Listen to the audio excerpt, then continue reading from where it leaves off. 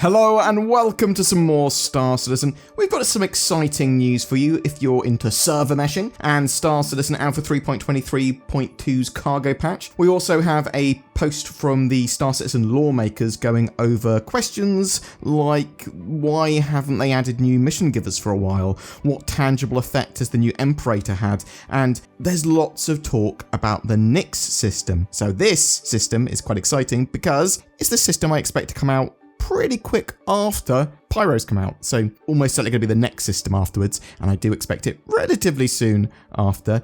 Let's jump in.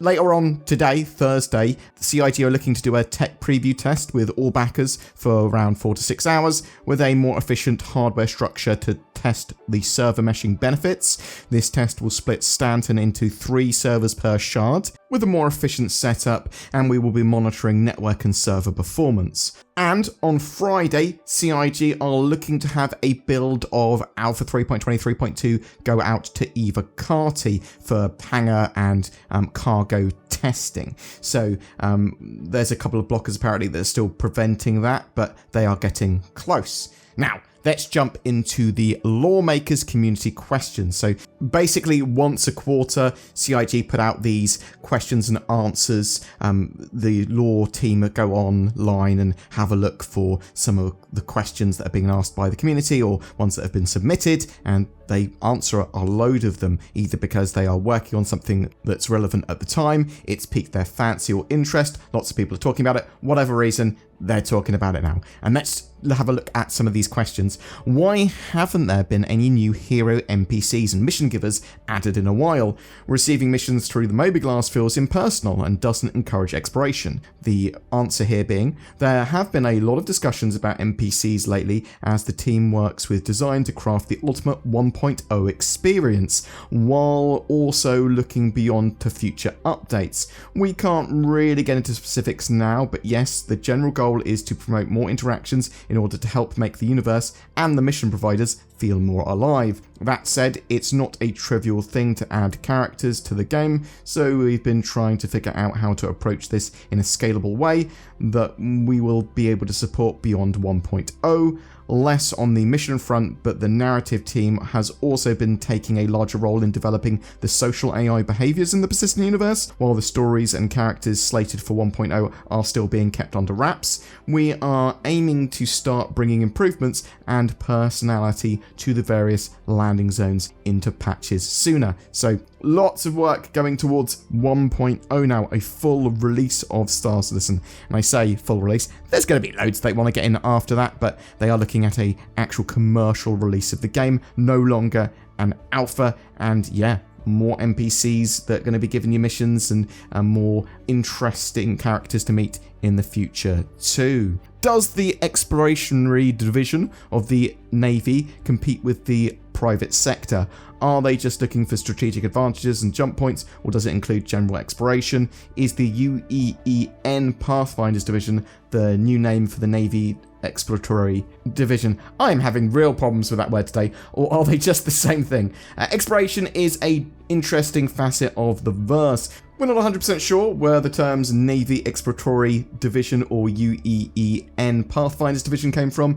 If you have a link to the source, send it our way. And we've mentioned exploratory squadrons in Whitley's guide for the Terrapin, as well as the UE exploratory services in a introduction of the Idris corvette. There have also been broad mentions of military pathfinders throughout the years, but we also generically refer to explorers of all stripes as pathfinders. The UE exploratory services are not a branch of the military. The department is tasked with both discovering new systems and surveying those discovered by private pathfinders to evaluate whether it is viable for colonization or other purposes. In their primary function of general exploration, the UE pathfinders do not compete with the private sector pathfinders, but exploration is a tricky business and it's a big universe, so there's plenty of room for everyone. Some of the pathfinders working for both the UE and private companies might be freelance, but most organisations would also employ their own staff.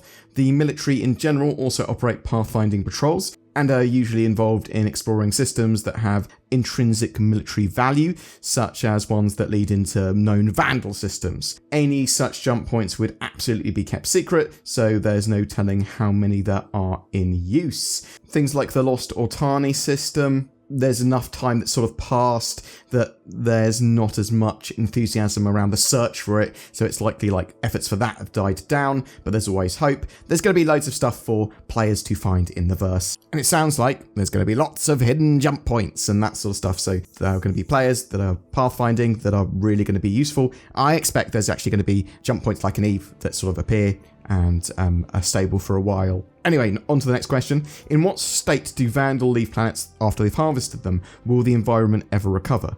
When the Vandal harvesters are finished with a planet, all that's left is a scarred, barren world. It is highly likely these planets will never recover their vibrancy. It's a core part of the tragedy of a Vandal attack that these targeted worlds are doomed to exist only as reminders of the Vandals' cruelty and voraciousness. To make matters worse, the Vandal clans use resources they gather to fuel their continued advance and produce more weapons of war. Some terraforming scientists have been studying the possibility of revitalizing these worlds should the UE retake them, but to date it remains beyond the current capabilities. That said, planets that have only partially been harvested do have some hope of recovery, which helps to drive some of the urgency of the war effort to push back the Vandal. I really like the idea that the Vandal really just take everything they can from a planet with their harvester ships, sort of like all the biological stuff, as much material and sort of resources as they can. I think it's a great existential threat as an enemy. Is there a universal language for traffic signs across the UEE? We're not the best team to tackle this, so we reached out to Art Director of Visual Identity, Nicholas Fortin.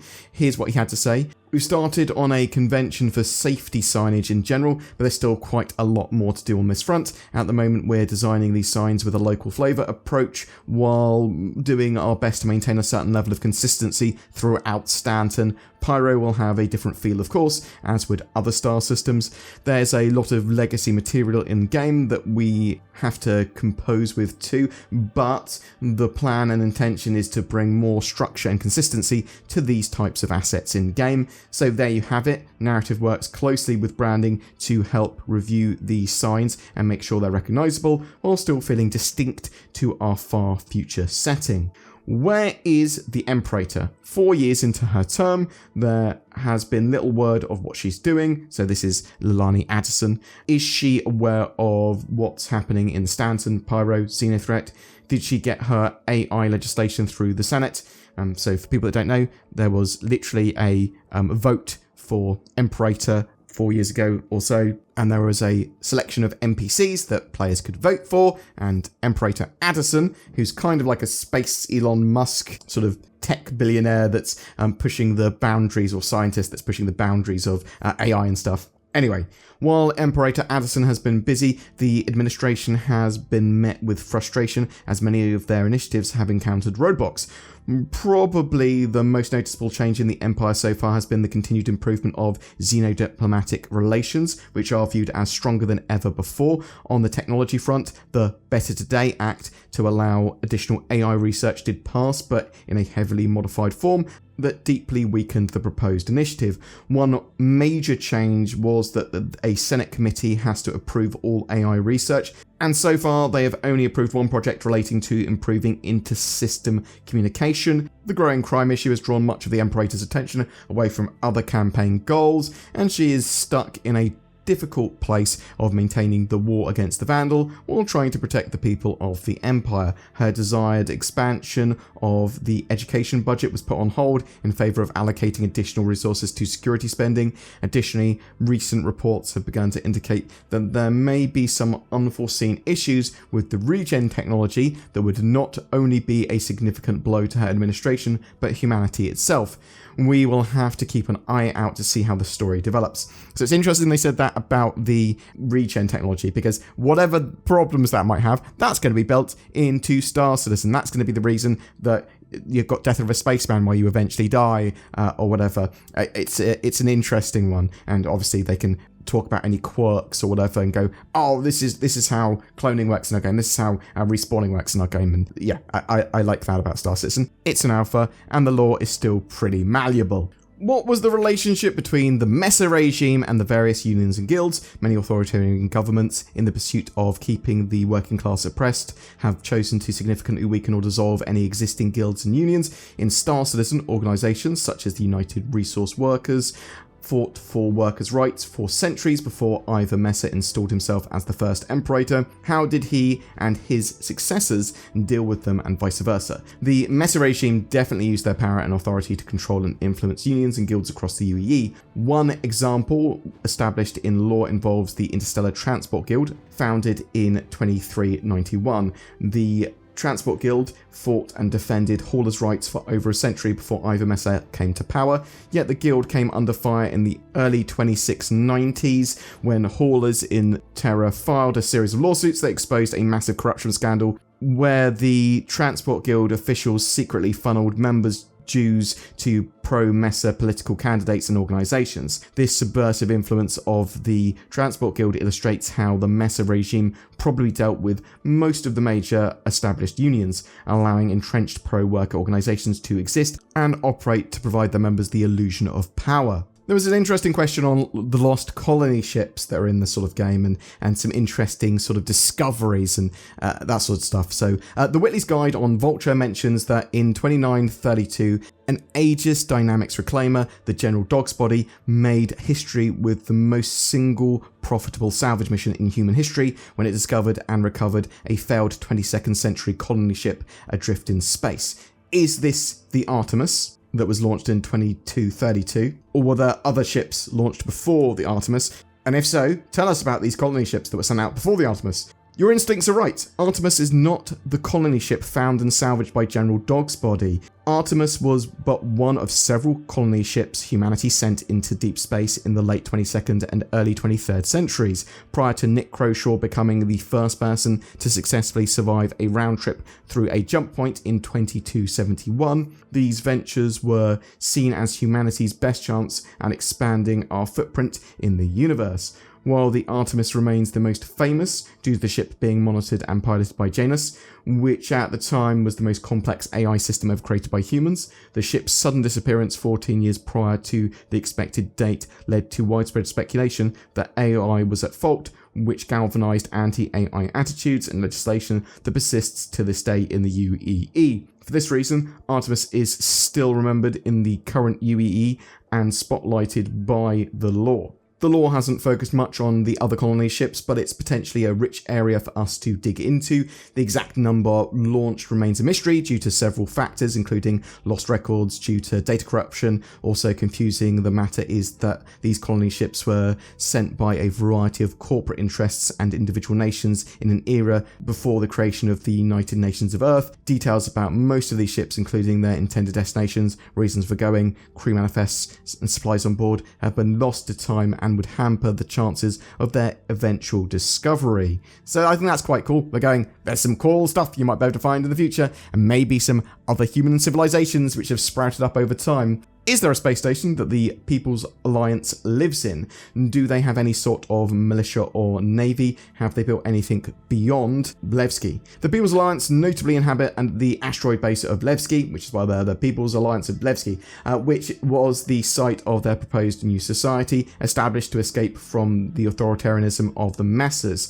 They would have a security force to help protect Levski, but in keeping with their general ethos, it would be a purely defensive force and probably use lethal force as a last resort. As we start diving into the Nyx system, fictionally it would make sense that they would have settlements outside of Levski in the system to help sustain themselves, whether it's mining outposts or the like. But we'll have to keep you posted. The Moraine are an organisation of thieves and smugglers based out of the Glacium Ring. Too aggressive to be welcomed to the ranks of the People's Alliance, the Moraine believe that it's their right to steal from the rich and powerful, who have benefited from widespread corruption. They use these profits from their criminal activity to finance the organisation and create the life they feel they deserve. Is it intended for this faction to have any representation outside of Nyx, and can we expect to see any info on them prior to or upon the release of Nyx. Our current intention is for the Moraine to remain specific to Nyx. They serve as a solid counterpoint